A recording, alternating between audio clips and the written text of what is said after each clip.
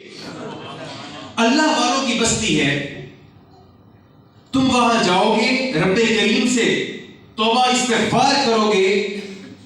تو میرا یہ کامل یقین ہے کہ رب تمہیں معاف فرما دے گا۔ وہ شخص کہتا ہے ٹھیک ہے تم مجھے راستہ بتاؤ، میں چلا جاتا ہوں۔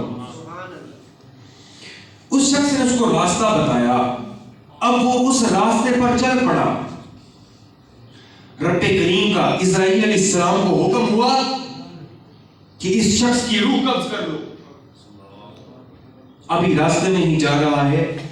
پہنچا نہیں ہے بستی میں، راستے میں ہی ہے کہ اس کی روح قبض کر لی گئی۔ تو اب چونکہ گناہ گار تھا، 100 قتل کر رکھے تھے، تو جہنم کے فرشتے حاضر ہوئے اور انہوں نے فیصلہ کیا کہ یہ شخص، اس کی روح ہمارے ساتھ جائے گی کیونکہ اس نے 100 قتل کر رکھے ہیں۔ یہ حدیث مبارکہ سنا رہا ہوں، اس شخص نے چونکہ 100 قتل کر رکھے ہیں تو یہ ہمارے ساتھ جہنم میں جائے گا۔ دوسری طرف جنت سے رحمت کے فرشتے بھی آ گئے اور کہتے ہیں کہ یار 100 قتل بھلے ہی اس نے کر رکھے تھے، گناہ کبیرہ کا ارتکاب کر رکھا تھا، مگر تم یہ تو سوچو کہ جا کس کی طرف رہا تھا؟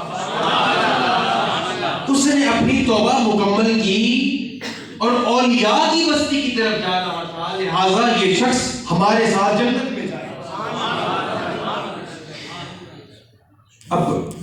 فرشتوں کی آپس میں بات چیت شروع ہوئی تو رب کائنات نے فرمایا کہ تم آپس میں باتیں تمہاری ختم ہوئی، تمہیں میں بتاتا ہوں اس کا حل کیا ہے۔ فرشتوں سے مخاطب ہو کر فرمایا تمہیں میں بتاتا ہوں، تم نے اس کا حل کیا کرنا ہے۔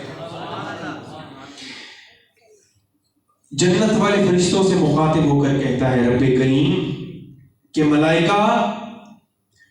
اگر اس شخص کا سفر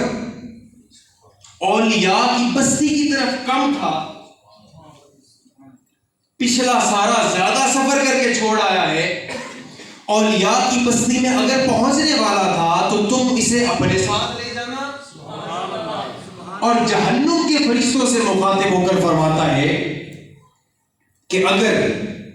تمہارا سفر زیادہ طے کر لیا تھا اور کم رہ گیا تھا تو تم جہنم کے فرشتوں اس کو اپنے ساتھ لے جانا۔ اب کیا ہوا کہ اصل میں اس شخص نے جنت کی طرف جو سفر کرنا تھا جنتی فرشتوں کے ساتھ، اور اولیاء کی بستی کا جو راستہ تھا، مسافت تھی، وہ زیادہ تھی، اور ہونا تو یہ چاہیے تھا کہ اب جہنم کے فرشتے اس کو اپنے ساتھ لے جاتے، لیکن رب کریم کی رحمت نے گوارا نہ کیا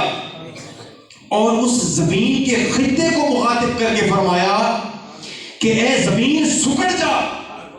میں چاہتا ہوں کہ میرا یہ بندہ جنت میں داخل